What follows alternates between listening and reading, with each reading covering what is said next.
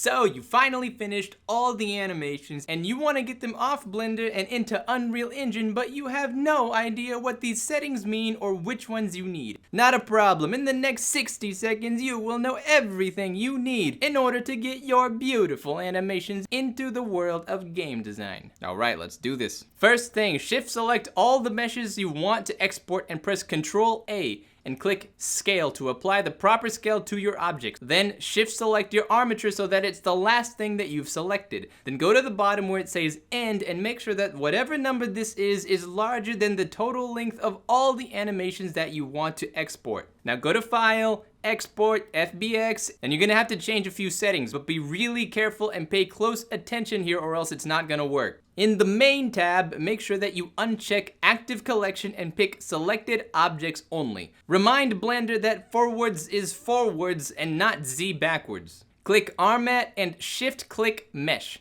Game developing engines usually have their own cameras and lamps, so don't bring those from Blender. In the Geometry tab, you can apply modifiers if you have them, and in the Armature tab, make sure you uncheck Add Leaf Bones. They're completely useless and waste a lot of space in game design, so make sure they're not checked. In the Animation tab, take off NLA strips, and in my experience, you should also uncheck Force Start and Keying. Select the location you want to export and click Export FBX. You're done. Now, if you go to Unreal, Import, find the file on your computer, open, import all, wait for it to load everything, and depending on whether you have shaders or textures, it will give you this report. Exit out of it doesn't really matter. Now you'll see 3 files. The one that says anim should be the one that has the data you need. And that's it, you're done. Hope that helps. Thank you so much for watching. If you enjoyed this video, please don't forget to like and subscribe. As always, hope you have a fantastic day, and I'll see you around.